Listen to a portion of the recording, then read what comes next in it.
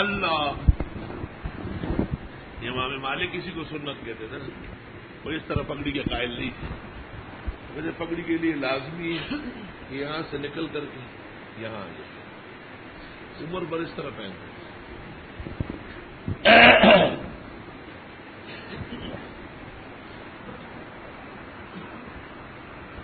اس کو زوابہ کہتے ہیں. زوابہ زقن من اسفل زقن نکال کر کے کندھے پہ لے جائے.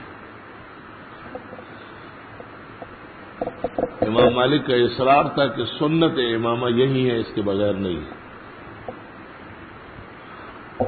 لیکن اور ائمہ یہ نہیں فرماتے. مالک جب مرا تھا تو 100 پگڑیاں رہ گئی تھی. ابو حنیفہ جب فوت ہوئے تھے تو 500 پگڑیاں رہ گئی. بعد مرنے کے میرے گھر سے یہ سامان نکلا، کچھ حسینوں کے خطوط، کچھ تصاویر بتا.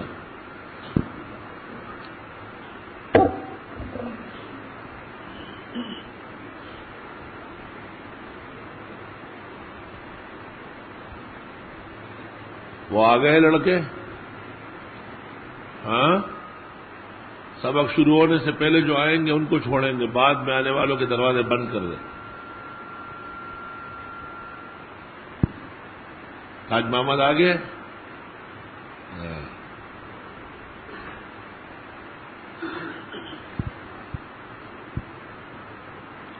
بس دروازے بند کرو.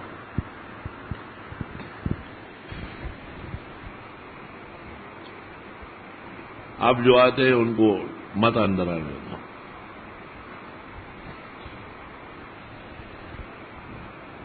یہ دوسرا ہی بند کرو. زمانہ گزر گیا، تم لوگ سیدھے نہیں ہوئے.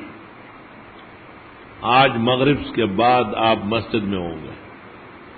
کل حشر میں نے دیکھا ہے، ہنسنے کا وقت بھی ختم ہو گیا. جو زیادہ باتیں کرتے ہیں اور وقت ضائع، ان میں آپ کا بھی پہلا نمبر. یہاں بیٹھ کے 2 لڑکوں کو بٹھاتے ہیں.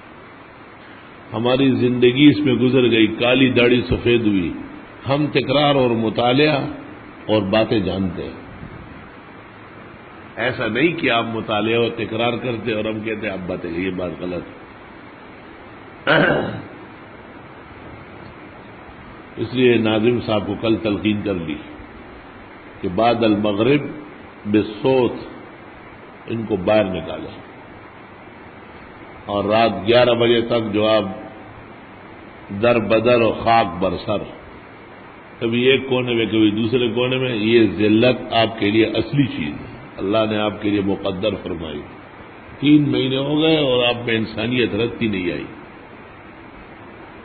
تقریباً سب ایک جیسے. اگر ایک جیسے نہ ہوتے تو جو پڑھنے والے ہوتے وہ شکایت کرتے کہ دیکھو یہ باتیں کر رہے ہیں اور دارالحدیث کی بے حرمتی ہو رہی ہے. تو جو کتاب رکھ کے بیٹھے ہوئے وہ بھی پڑھ نہیں رہے کہ اپنا اتنا قیمتی وقت ضائع کر رہے ہیں آپ.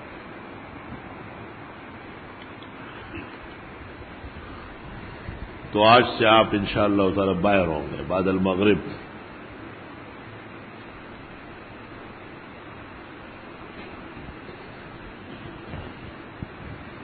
جی بسم الله الرحمن الرحيم. باب في تخليل الأصابع. وبه قال حدثنا قتيبة وهناد قال حدثنا وكيع. وبه قال حدثنا قتيبة وهناد. وبه قال حدثنا قتيبة وهناد قال حدثنا وكيع عن سفيان عن أبي هاشم عن عاصم بن لقيط بن صبيرة عن أبيه قال قال النبي صلى الله عليه وسلم إذا توضأت فخلل الأصابع. وفي الباب عن ابن عباس رضي الله تعالى عنه والمستورد وأبي أيوب رضي الله عنه قال أبو موسى هذا حديث حسن صحيح والعمل على هذا عند أهل العلم أنه يخلل أصابع رجليه في الوضوء. وبه يقول أحمد وإسحاق رحمه الله قال إسحاق يخلل أصابع يديه ورجليه. وأبو هاشم اسمه إسماعيل بن كثير. وبه قال حدثنا إبراهيم بن سعيد قال حدثنا سعد بن عبد الحميد بن جعفر قال حدثنا عبد الرحمن بن ابي زناد زناد نے ابو زناد لکھا ہوا ہے خفف. اللہ امام مالک کسی کو سنت کہتے تھے نا، وہ اس طرح پگڑی کے قائل نہیں تھے. وجہ پگڑی کے لیے لازمی ہے کہ یہاں سے نکل کر کے یہاں آ جائے. عمر پر اس طرح پہنتے.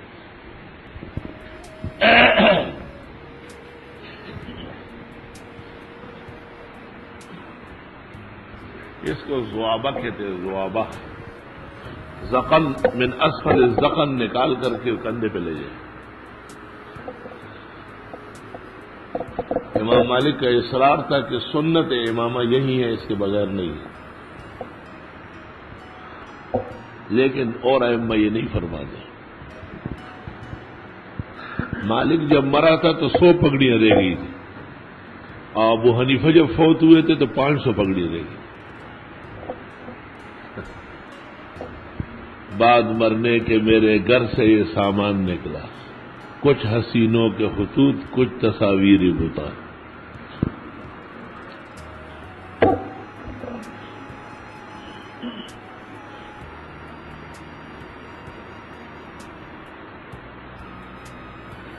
وہ آ گئے لڑکے؟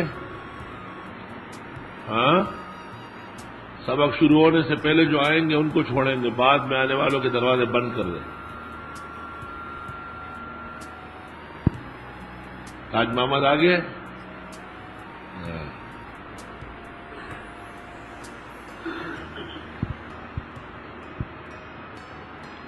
بس دروازے بند کرو۔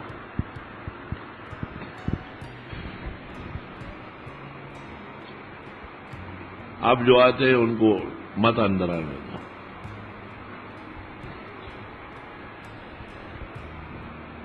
یہ دوسرا ہی بند کرو، زمانہ گزر گیا، تم لوگ سیدھے نہیں ہوئے۔ آج مغرب کے بعد آپ مسجد میں ہوں گے، کل حشر میں نے دیکھا ہے ہنسنے کا وقت بھی ختم ہو گیا۔ جو زیادہ باتیں کرتے ہیں اور وقت ضائع، ان میں آپ کا بھی پہلا نمبر، یہاں بیٹھ کے 2 لڑکوں کو بٹھاتے ہیں۔ ہماری زندگی اس میں گزر گئی، کالی داڑھی سفید ہوئی، ہم تکرار اور مطالعہ اور باتیں جانتے ہیں۔ ایسا نہیں کہ آپ مطالعہ اور تکرار کرتے اور ہم کہتے آپ باتیں، یہ بات غلط۔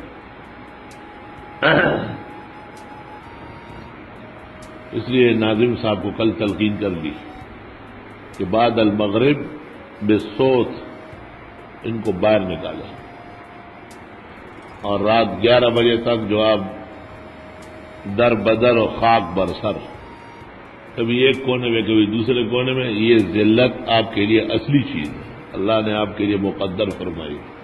3 مہینے ہو گئے اور آپ میں انسانیت رتی نہیں آئی۔ تقریباً سب ایک جیسے، اگر ایک جیسے نہ ہوتے تو جو پڑھنے والے ہوتے وہ شکایت کرتے کہ دیکھو یہ باتیں کر رہے ہیں اور دارالحدیث کی بے حرمتی ہو رہی ہے۔ تو جو کتاب رکھ کے بیٹھے ہوئے وہ بھی پڑھ نہیں رہے کہ اپنا اتنا قیمتی وقت ضائع کر رہے ہیں آپ۔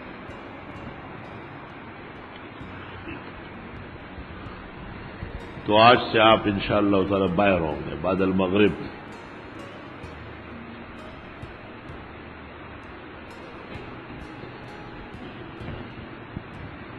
جی بسم الله الرحمن الرحيم. باب في تخليل الأصابع. وبه قال حدثنا قتيبة وحناد قال حدثنا وكيع قال حدثنا قتيبة وحناد وبه قال حدثنا قتيبة وحناد قال حدثنا وكيع عن سفيان عن أبي هاشم عن عاصم بن لقيط بن صبيرة عن أبيه قال قال النبي صلى الله عليه وسلم إذا توضأت فخلل الأصابع. وفي الباب عن ابن عباس رضي الله تعالى عنه والمستورد وأبي أيوب رضي الله عنه قال أبو عيسى هذا حديث حسن صحيح والعمل على هذا عند أهل العلم أنه يخلل أصابع رجليه في الوضوء. وبه يقول أحمد وإسحاق رحمه الله قال إسحاق يخلل أصابع يديه ورجليه. وأبو هاشم اسمه إسماعيل بن كثير. وبه قال حدثنا إبراهيم بن سعيد قال حدثنا سعد بن عبد الحميد بن جعفر قال حدثنا عبد الرحمن بن ابي زناد زناد نے ابو زناد لکھا ہوا ہے خفف، بائیں ہاتھ دائیں میں ڈال کر اور دائیں ہاتھ بائیں میں ڈال کر، لیکن سوائے تعامل کے ہمارے پاس کوئی اور چیز نہیں ہے، بلکہ یہ مسئلہ بھی طے نہیں ہو رہا ہے کہ خلال کس وقت ہونا چاہیے، آپ کس وقت کرتے ہیں۔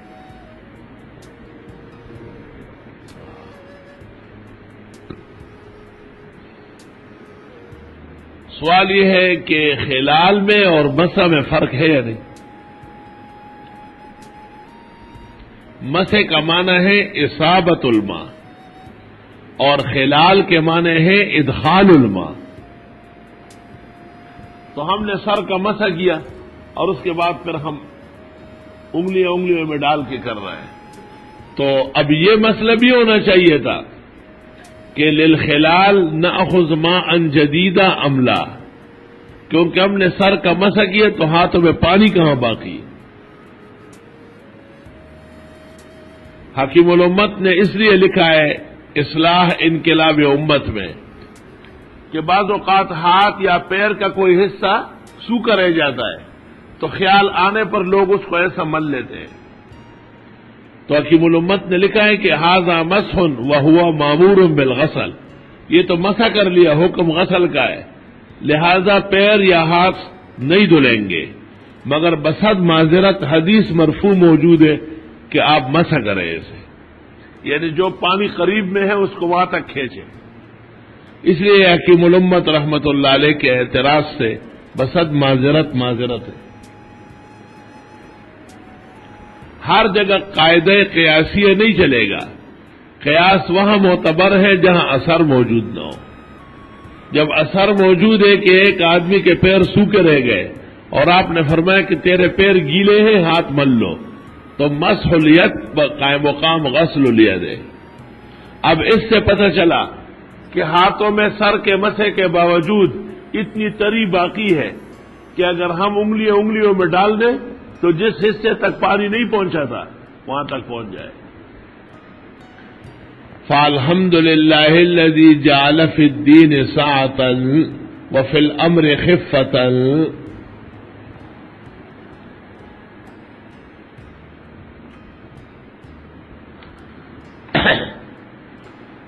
باب فی تخلیل الاصابع.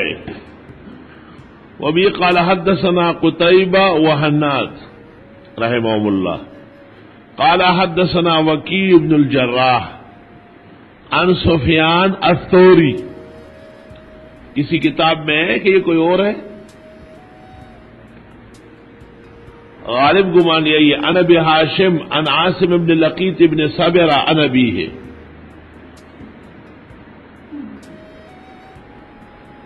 قال النبی صلی اللہ علیہ وسلم اذا توضأت فخلل الاصابع. جب آپ وضو کرنے لگے تو انگلیوں کا خلال بھی کرے.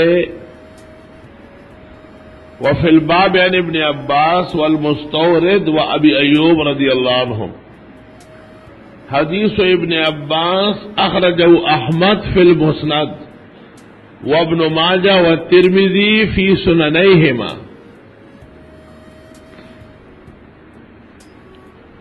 وحدیث المستورد اخرجہ الخمسہ الا احمد. خمسہ ترمذی، ابو داؤد، نسائی، ابن ماجہ، اور کون ہے خامس؟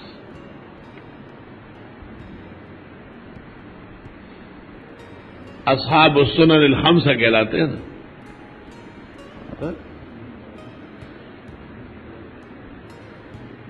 پانچویں سنن میں کلام ہے کہ ضیاء مقدسی کی مراد ہے یا سنن سعید بن منصور ہے. ایک سنن اور بھی ہے اور اس کو کہتے ہیں سنن سعید بن منصور. اللہ تعالیٰ نے اگر دور حدیث کی اس جماعت میں سے کسی کو توفیق دے کہ وہ اپنا ادارہ بنائے اور اس کا محدث و محتمم ہو تو سنن سعید بن منصور نصاب میں شامل کرے. سمجھ گئے؟ کیونکہ اس وقت اللہ امام مالک کسی کو سنت کہتے تھے نا، وہ اس طرح پگڑی کے قائل نہیں تھے. ویسے پگڑی کے لیے لازمی ہے کہ یہاں سے نکل کر کے یہاں آ جائے. عمر پر اس طرح پہنتے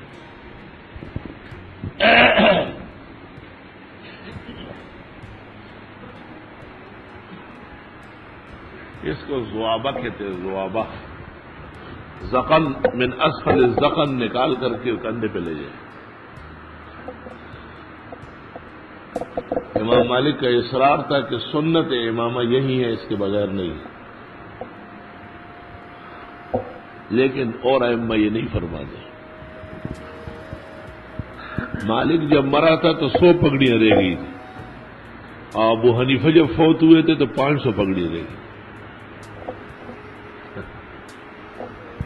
بعد مرنے کے میرے گھر سے یہ سامان نکلا، کچھ حسینوں کے خطوط، کچھ تصاویر بتا۔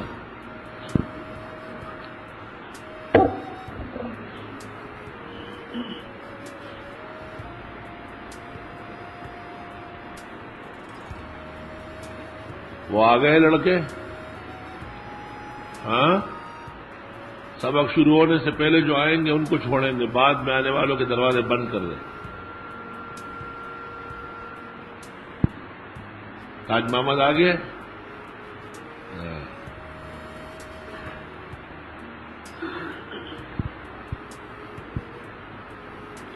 اور دروازے بند کرو۔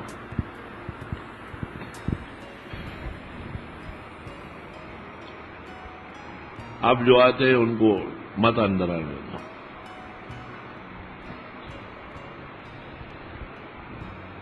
یہ دوسرا ہی بند کرو، زمانہ گزر گیا، تم لوگ سیدھے نہیں ہوئے۔ آج مغرب کے بعد آپ مسجد میں ہوں گے، کل حشر میں نے دیکھا ہے ہنسنے کا وقت بھی ختم ہو گیا۔ جو زیادہ باتیں کرتے ہیں اور وقت ضائع، ان میں آپ کا بھی پہلا نمبر، یہاں بیٹھ کے 2 لڑکوں کو بٹھاتے ہیں۔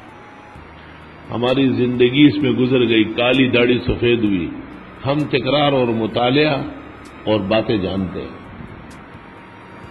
ایسا نہیں کہ آپ مطالعہ اور تکرار کرتے اور ہم کہتے آپ باتیں، یہ بات غلط ہے۔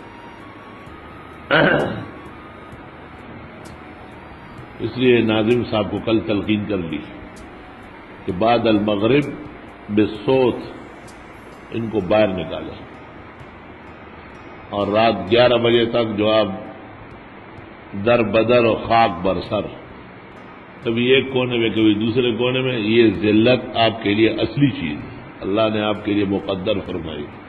3 مہینے ہو گئے اور آپ میں انسانیت رتی نہیں آئی۔ تقریباً سب ایک جیسے، اگر ایک جیسے نہ ہوتے تو جو پڑھنے والے ہوتے وہ شکایت کرتے کہ دیکھو یہ باتیں کر رہے ہیں اور دارالحدیث کی بے حرمتی ہو رہی ہے۔ تو جو کتاب رکھ کے بیٹھے ہوئے وہ بھی پڑھ نہیں رہے، کہ اپنا اتنا قیمتی وقت ضائع کر رہا ہے۔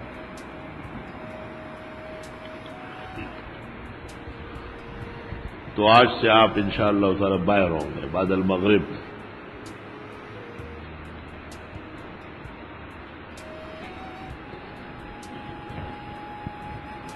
جی، بسم الله الرحمن الرحيم. باب في تخليل الأصابع. وبه قال حدثنا قتيبة وحناد قال حدثنا وكيع. وبه قال حدثنا قتيبة وحناد. وبه قال حدثنا قتيبة وحناد قال حدثنا وكيع عن سفيان عن أبي هاشم عن عاصم بن لقيط بن صبيرة عن أبيه قال قال النبي صلى الله عليه وسلم إذا توضأت فخلل الأصابع. وفي الباب عن ابن عباس رضي الله تعالى عنه والمستورد وأبي أيوب رضي الله عنه قال أبو عيسى هذا حديث حسن صحيح والعمل على هذا عند أهل العلم أنه يخلل أصابع رجليه في الوضوء. وبه يقول أحمد وإسحاق رحمه الله قال إسحاق يخلل أصابع يديه ورجليه. وأبو هاشم اسمه إسماعيل بن كثير.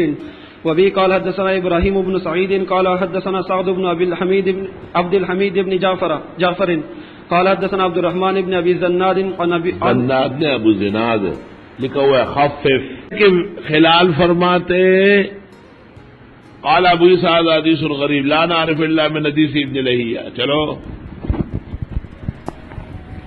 باب ما جاء ويل للعقاب من النار. وبه قال حدثنا قتيبة قال حدثنا عبد العزيز بن محمد عن سهيل بن أبي صالح عن أبي هريرة رضي الله تعالى عنه أن النبي صلى الله عليه وسلم قال ويل للعقاب من النار.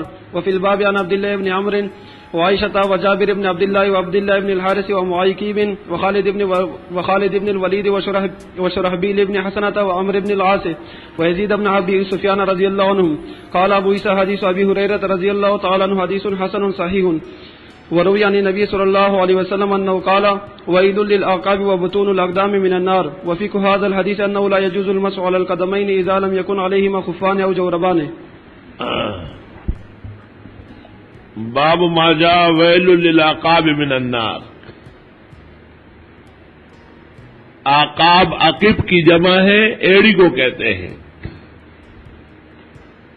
حکم غسل رجلین میں عاقبین شامل ہے،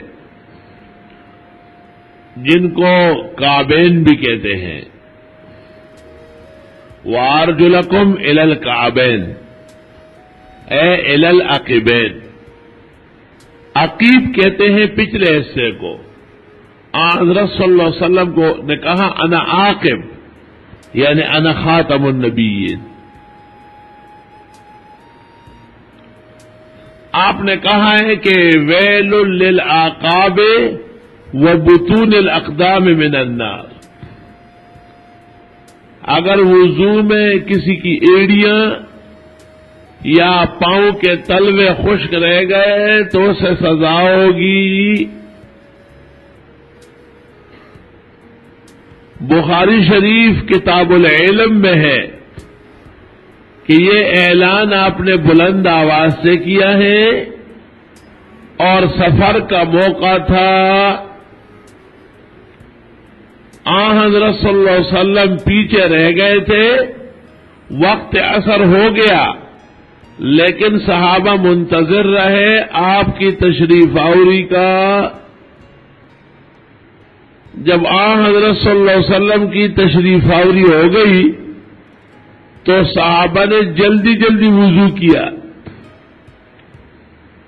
بعضوں کے اعقاب طلوع ہو خشکی سے چمک رہے تھے، اور جب حضرت کو اطلاع دی گئی یا نظر پڑ گئی تو زور سے کہا ویل للعقاب وبطون الاقدام من النار، ایسی ایڑیاں اور تلوے جو وضو میں دھلتے نہیں ہیں، سوکھے رہتے ہیں، آگ جہنم میں جلنے کے لائق ہیں۔ وما ينطق عن الهوى ان هو الا وحی یوحى۔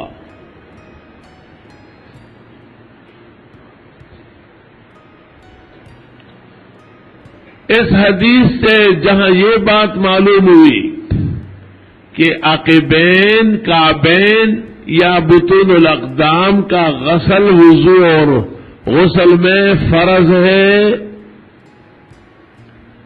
وہاں یہ پتہ بھی چلا کہ پیروں پر موزے کے ہوتے ہوئے مسح تو سنت ہے، لیکن بغیر جوربین یا خفین شرعی کے غسل رجلین کے بجائے مسح رجلین کرنا ناجائز ہے۔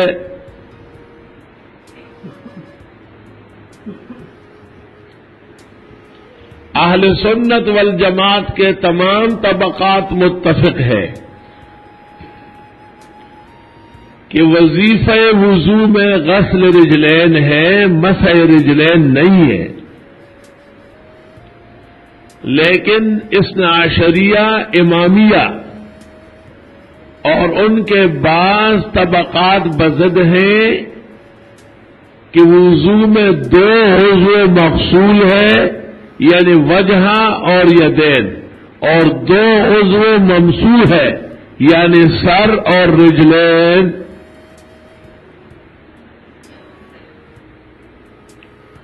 مشہور ہے کہ اہل سنت والجماعت کا ایک مشہور فرد محمد ابن جریر الطبری المتوفى 310 ہجری،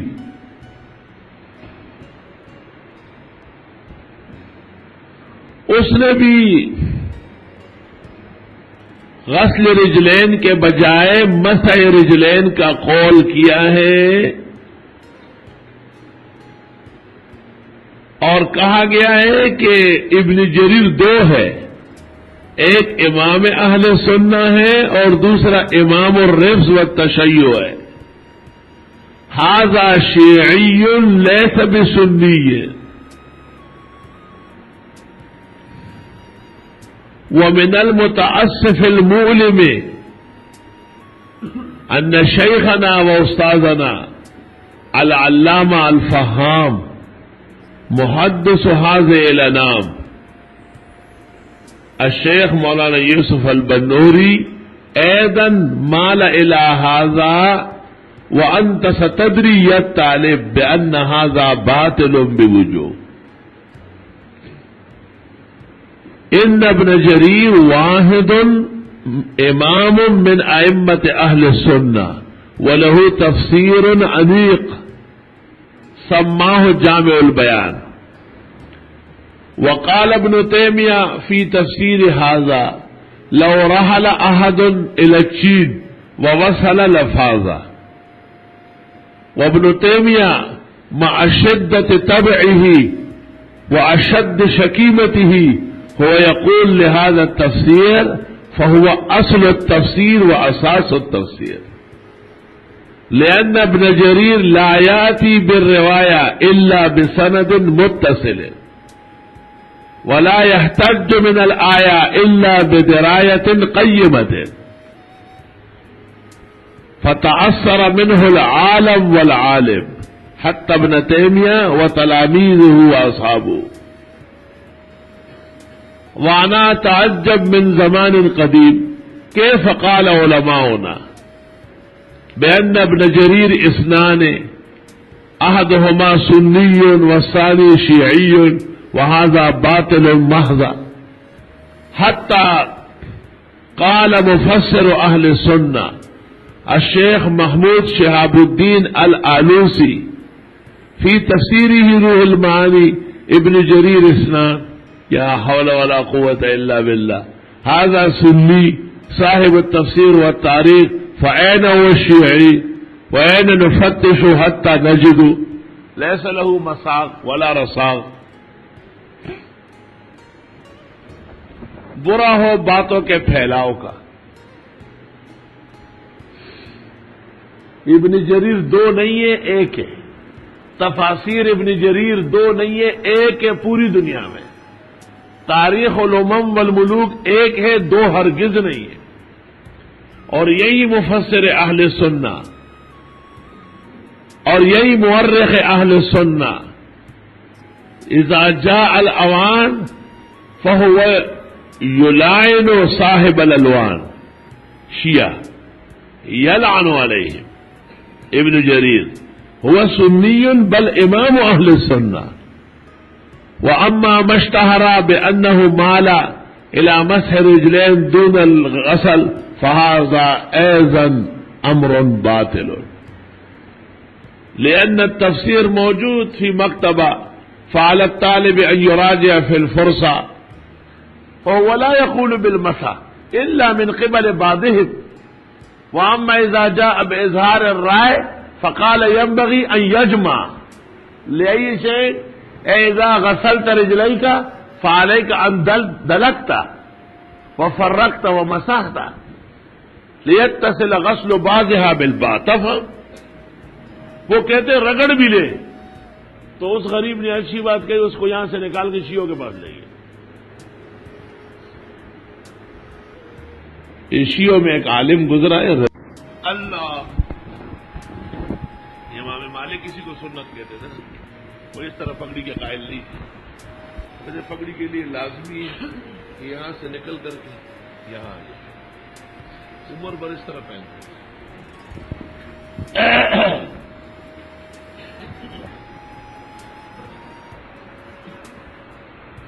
اس کو زوابہ کہتے ہیں. زوابہ زقن من اسفل الزقن نکال کر کے کندھے پہ لے جائے.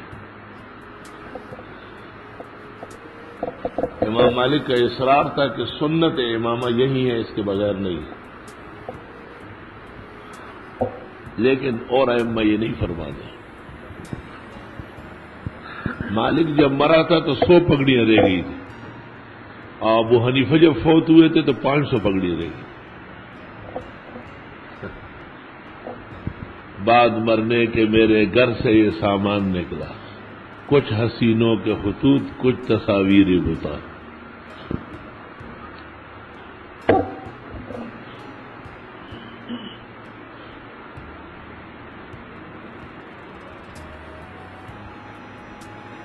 وہ آ گئے لڑکے. ہاں، سبق شروع ہونے سے پہلے جو آئیں گے ان کو چھوڑیں گے، بعد میں آنے والوں کے دروازے بند کر دیں. تاج محمد آ گئے.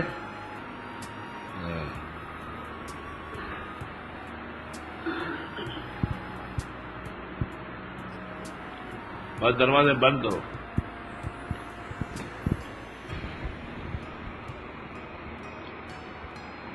اب جو آتے ہیں ان کو مت اندر آنے دو.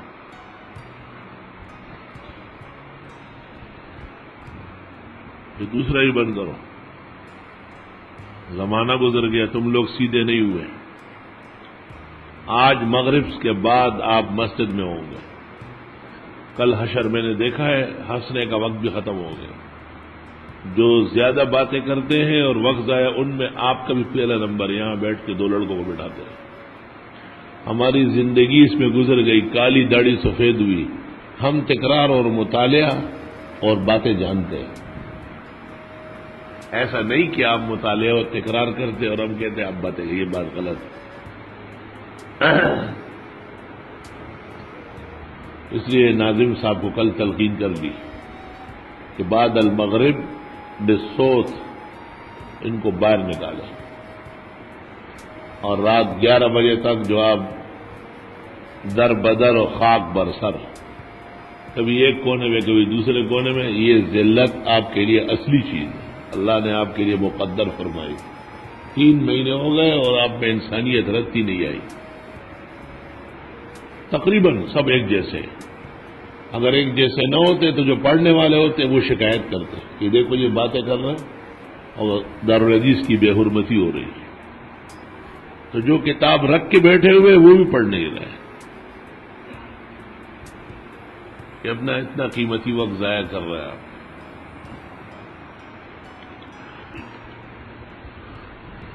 تو آج سے آپ انشاءاللہ تعالی باہر ہوں گے بعد المغرب.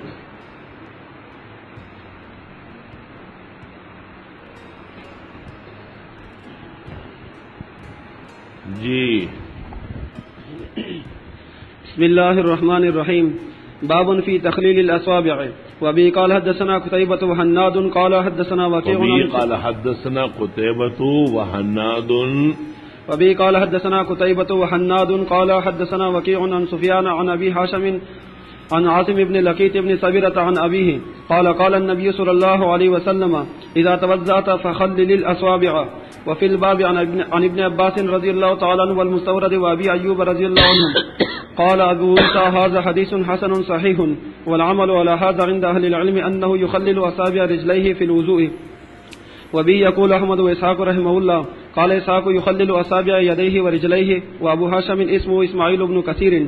وبه قال حدثنا إبراهيم بن سعيد قال حدثنا سعد بن عبد الحميد بن جعفر قال حدثنا عبد الرحمن بن أبي زناد زناد نے ابو زناد لکھا ہوا ہے خفف.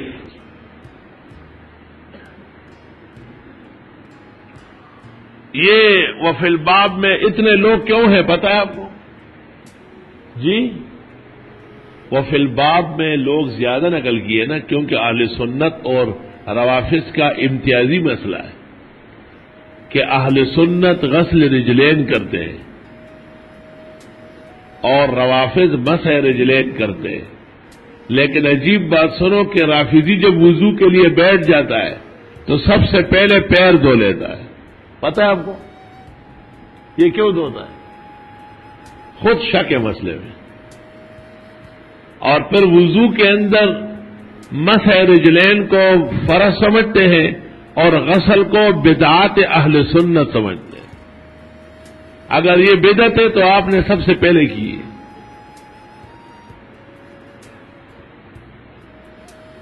قال ابو عيسى حديث ابي هريره حديث حسن صحيح وروي عن النبي صلى الله عليه وسلم انه قال ويل للأعقاب وبطون الأقدام من النار. وفقه هذا الحديث، اس حدیث کی فقہ یہ ہے انه لا يجوز المسح على القدمين اذا لم يكن عليهما خفان او جوربان. جائز نہیں ہے مسح پیروں کا جب تک شرعی موزہ یا شرعی جرابیں نہ ہو. آج ہم نے اس مسئلے کا عنوان قائم کیا، هذه مسئلہ مختلفہ ومعركة بين أهل السنة والروافض، فنتكلم عليه بكرة إن شاء الله كلاما تفصيليا حيث يزول الغبار عن مسألة تحت الفقه والآثار. فانتظروا أيها الطلبة إذا جاء الأوان نبحث حول المسألة حيث تجدون غرر النقول وجواهر الأصول من معارف هذه الميادين.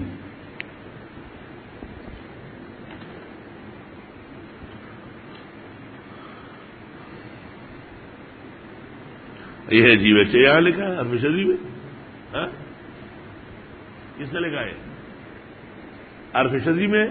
ہاں بس یہی خطرہ تھا نا, یہی خطرہ تھا. مگر یہ شاہ صاحب کی ہے تو نہیں نا, املاعات ہیں. شاگرد مولانا شراغ نے گسیڑ دیا ہوگا. شاگرد استادوں کی طرف اتنی باتیں لکھ رہے ہیں. ایک بڑے عالم بلوچستان سے آئے, تفسیر لکھی ہے یا درس کی. میں نے پوری پڑھی. میں نے کہا اس میں تو میری کوئی چیز نہیں. کہا ہاں میں نے اس میں ڈال کے آپ کی طرف منسوب کر لیا. میں نے کہا من کذب علی متعمدا فلیتبوأ مقعدہ من النار. ساجت غلط چیزیں لکھی.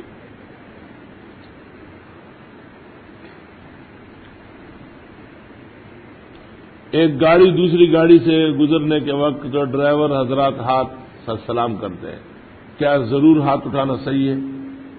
ضرور کیا مطلب؟ یعنی ہاتھ سے سلام ہو سکتا ہے نا, جب منہ نہیں کر سکتا ہو کام. فید مسلمۃ, تجھ سے تو متنبی زیادہ عقل مند ہے. فید مسلمۃ, ہاتھ سلام کر رہا ہے. وطرف شاخص وخشن یذوب ومدمع مسفور. حدیث میں جوربین کا ذکر ہے تو اس جربے سے وہ بابا یہ تو کل ہو رہا ہے نا, وہ مرنے سے پہلے مر رہا ہے.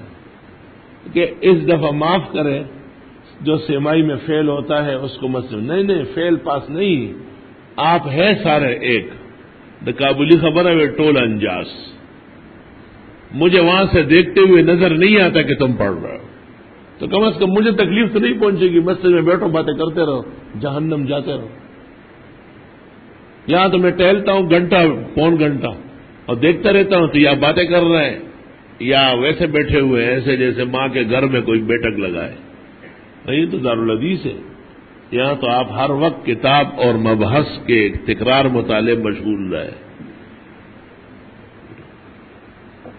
جب آپ یہاں سے جائیں گے نا مغرب کے بعد, 11 بجے خوار بدگار آئیں گے, تو آپ کو تکلیف پھر آپ کو اندازہ ہو جائے کہ واقعی ہم نے بہت بڑا غلط کیا ہے. آرام تسلی عزت سے پڑھتے تو تسلی سے بیٹھے رہتے.